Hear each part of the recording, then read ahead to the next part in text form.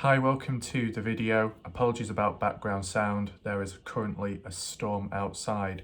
So we're going to begin looking at the mysterious disappearance of Dylan Rounds.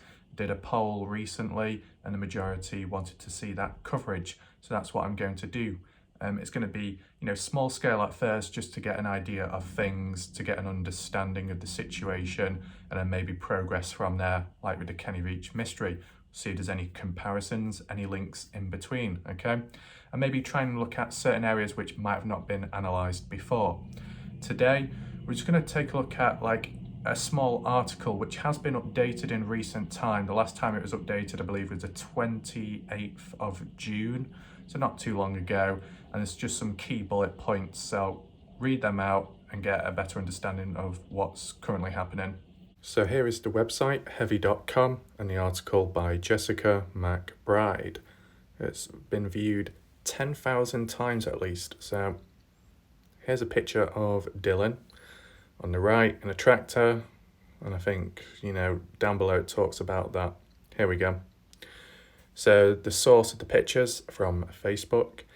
Dylan Rounds is a missing Utah farmer whose family has offered a large reward after he vanished into thin air in May 2022, some time ago. It feels as if it's only just now when people have started really talking about it and covering it, because I've heard people mentioning it and I've seen the odd few videos online too. So I wonder why. According to ABC4, Rounds' family is offering a $100,000 reward for information leading to his whereabouts.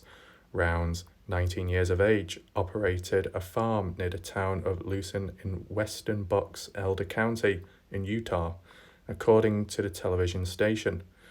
We are looking at all avenues as to why he's missing, Box Elder Chief Deputy Cade Palmer said to Standard.net.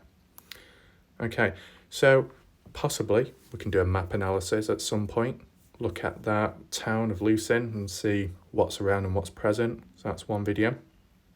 Number one, Rounds, who vanished on May 28th after a phone call, was described as a true American farmer.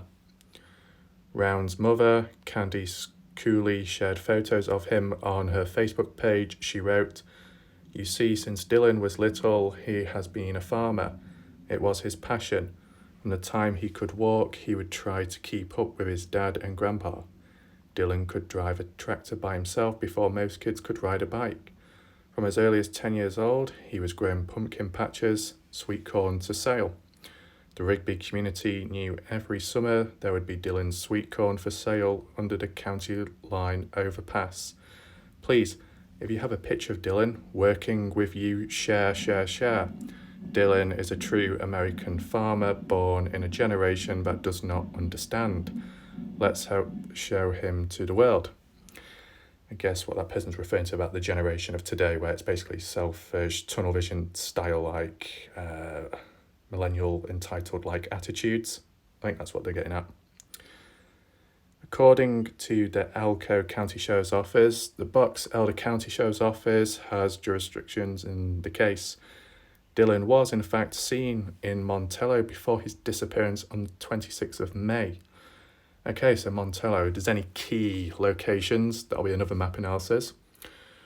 Not the 27th as reported on social media. So we're already getting a bit of misinformation, kind of like Kenny Veach. The Elko County Sheriff's Office wrote in a news release, Montello is located in Nevada. There we go. I wondered when it was going to get to the whole Las Vegas situation. You know what I'm saying? Kenny Veach, Las Vegas, this person, Las Vegas. So you never know, we could start finding links in some way. Anyway, he ate at a local establishment there and then returned to Utah. Cell phone data was used to track Dylan's phone around his farm near Lucin.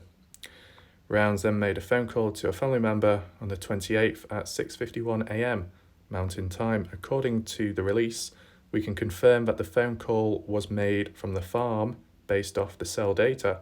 The last cell phone data communication from Dylan's phone was on the 28th of May near his farm in Box Elder County in the state of Utah.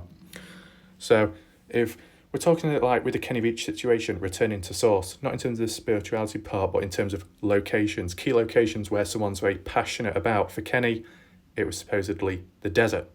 For Dylan, because he's a farmer, his passion, where he works, where he operates at, which is the farm.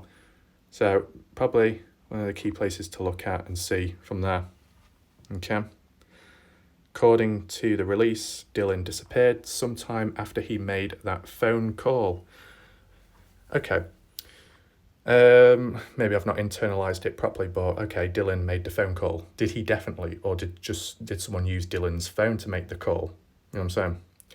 Based upon the information above, jurisdiction for that case is retained by Utah law enforcement. Is it Utah or Utah? I can't remember. I know someone from there. The department was first notified on the case on May 31st, 2022, when they responded to Montello on a call that someone was being held hostage in Montello. They searched the residence with the consent of the owner. The release does not prove additional details about the hostage angle. Okay. Right. So what? Dylan's disappeared. Okay, with a phone call. The department was first notified on May 31st when they responded to on a call. Did it say anything about who's actually being held hostage? Yeah, no, the release does not. Okay, so number 2. More than 3,000 miles have been searched to find Rounds, who's described as strong-headed and passionate. A lot of distance covered, to be fair, compared to like Kenny Veach. Cooley, Round's mother, described him in a Facebook post as one of the best 19-year-olds, hardworking, passionate, strong-headed. The Box Elder County Sheriff's Office said in a news release that the office is making continual efforts to locate Dylan Rounds and to investigate the circumstances surrounding his disappearance. This is an active law enforcement missing person criminal investigation. Still ongoing. It's not gone cold yet. Volunteer teams have logged over 300 hours searching, covering over 3,000 miles. Detectives have worked on the case for more than 650 hours, the Sheriff's Office said in the release. So I guess in a short space of time or so, there's been a lot of action in comparison to like Kenny Veach, where, people were kind of like, yeah, we'll just delay a few things. There seems to be a bit more going on this time. A private investigator named Jason Jensen told ABC4 something of a foul play has happened to Dylan. He was excited to be farming there. His crop was about to come to fruition for the first time, so he was excited. Exactly like Kenny Veach with the whole M-Cave mystery, trying to find it, being determined, prove people wrong, passionate about what he does. And then out of nowhere, something just goes and he just disappears. So kind of similar to Dylan from the looks of it. If you're passionate and you're excited and suddenly you just disappear, it's not exactly normal, is it? Okay, let's go down a little bit. A post on the Facebook group devoted to finding Dylan Rounds. My heart feels heavy after helping in the physical search for Dylan Rounds the past few days. Hundreds of places have been searched. Our RZR saw over 130 miles in 2 days. I assume that's a car. We hiked to a cave. Oh no. Looked in mine shafts, studied ravines, abandoned buildings and trailers. We saw rain, wind, and a lot of dust. Many, many people came together to search. A lot of similarities here with Kenny. The whole Facebook group page set up. They kind of did that with Kenny, some random one.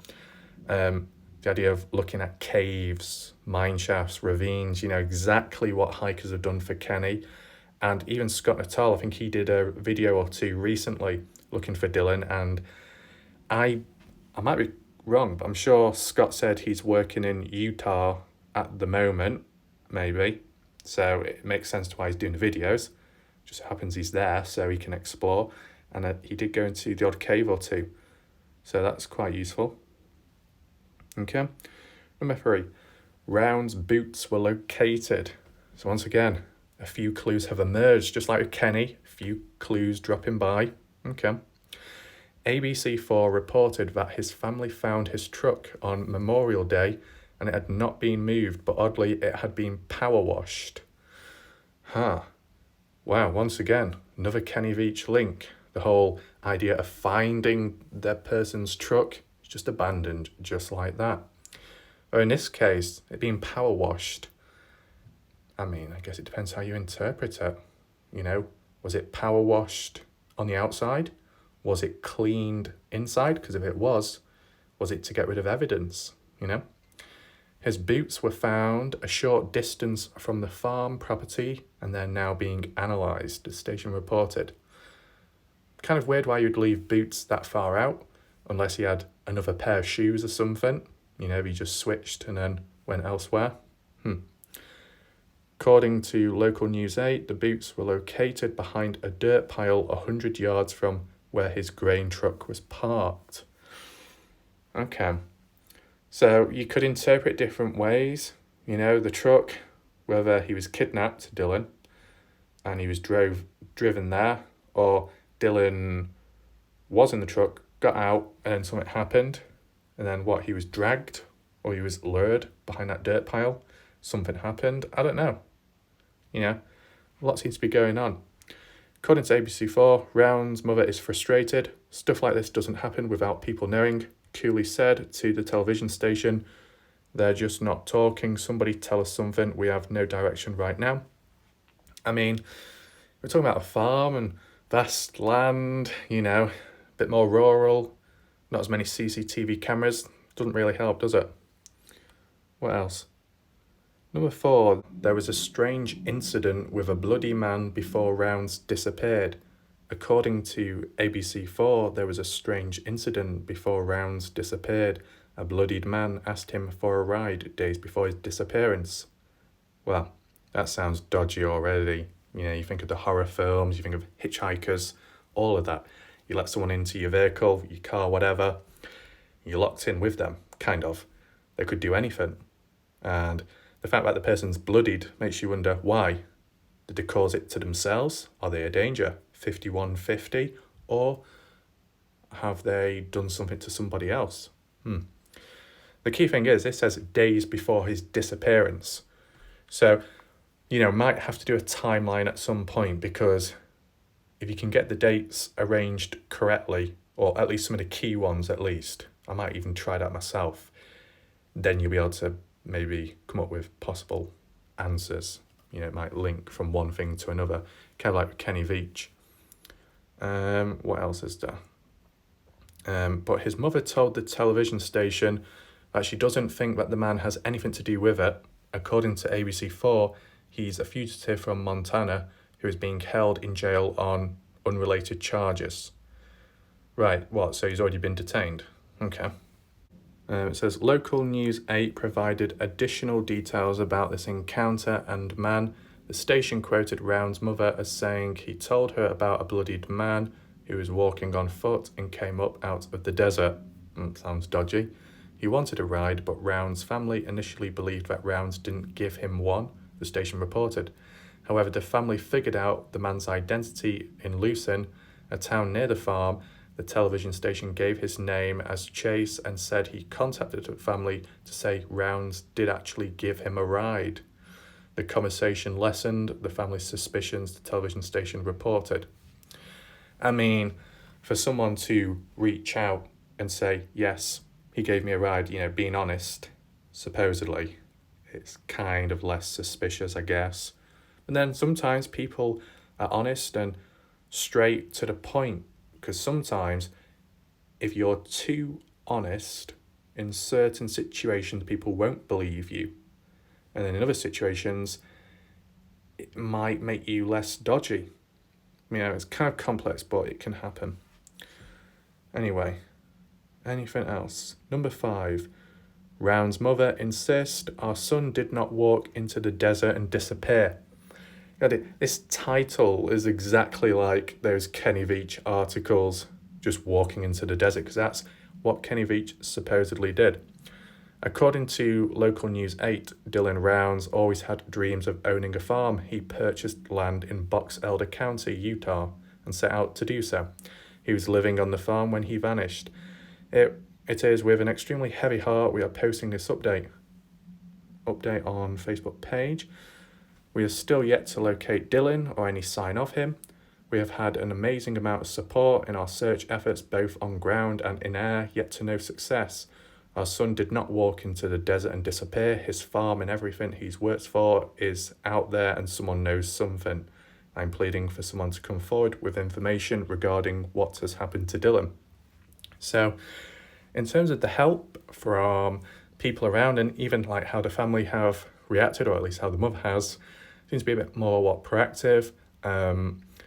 Whereas with the Kenny Veach situation, it was a bit quieter. But then again, it depends how well known the individual is.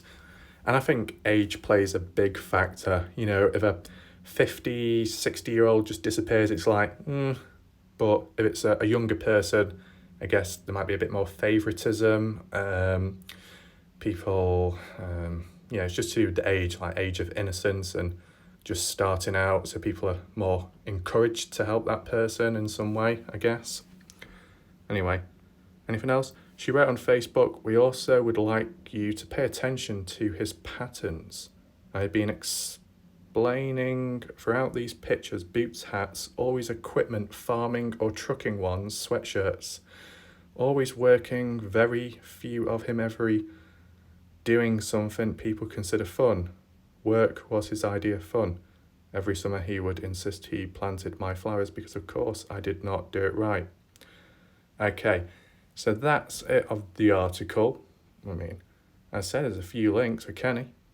Okay, so, to some people watching who may be new to the channel, new to this mystery or whatever, you might be wondering, why does this person may keep referring to Kenny Veach? Well, that's what I've mainly done for the past 2 years and gone quite deep and covered a range of different stuff. So it's about using that material, those findings and observations and applying it to Dylan in this case, although it's different states, Utah, Las Vegas, it's just one of those things where the outcome, the events leading up to the disappearance, are there similarities? And in a way, yes, as I said, the vehicle, how it's just left there untouched. You had a few items like bits of clothing. I know with Kenny there wasn't clothing, but his phone, his coins near the mine shaft. The fact that in this case with Dylan, people have gone out looking in caves and mine shafts, it's exactly what was done in the Kenny Veach situation. So there are similarities, maybe in terms of types of environment and terrain. Both are out there and vast. Okay, you got the Mojave Desert, and then you got some farmyard, which will be rural and big, wide and open. Not as urban, not as populated full of people, I guess. So it's where did he go exactly? I mean, depending the mileage, depending how it actually looks visually there, when you got the Mojave Desert, lots of rocks, mountainous areas, danger, not many people go there just because of where it is. It's quite desolate. If you do get in trouble, people probably won't find you in time, most of the time, especially if you can't call for help. And you probably could hide out there, in little caves and higher up and stuff. But you're talking about farmyard, flatter land, I guess, not as dense. It's it should be easier to find, depending what condition the person's in. The fact that there's a bit of distance between items found, like with Kenny Veach, vehicle abandoned at Jermay Road, phone found at the mine shaft with Dylan, car found or truck found, cleaned and just left there sitting, and then boots found further on behind a pile of dirt, mud and stuff. So it's trying to understand how things progressed and when, because that's what I did with Kenny, possible ideas and concepts of he did this, then moved on to that, then did this. Got to try and do it with Dylan, I guess. You heard me say about map analysis. I'm sure that's possible, whether it's a complete one in one go or just broken up. Just to start off slow, so it's not too heavy, it's not too full on, because I don't think that helps. Yeah, there are probably already well-established channels already covering this mystery, going over it. I don't want to be too repetitive in a way, what I'm saying, tell the same old regurgitated story. I don't really want to do that. but it is a new mystery. I've never come across this before. In comparison to the Kenny Veach one, I knew that for about 5 years, and then I made a video or two. Okay, this is like on the spot, so it might be a bit rough and rusty. Also, it depends what the how the videos go down. Like if it's well received by like audience, you know, keep on going. Why not? Because I'm sure we can go deep. I'm sure we can analyze. But if it does die down, or it is a little bit flat, me covering this mystery, I'm going to keep on going because I've already got ideas of certain stuff I can cover. But the Kenny Veach M Cave mystery comes first. That is more important, in my opinion, in my perspective, my point of view. And once that's done, or once the videos have been done, because there is a list, there is a schedule of them, then we go back to Dylan. If we can like operate on a one-to-one basis, go on to one person, then move back to the other, kind of, it could work, okay? So I'm sure it can be sorted. You can leave a comment down below. You can let me know what you think of those facts, those dates in that article I presented to you today. Leave your opinions of what you think may have happened.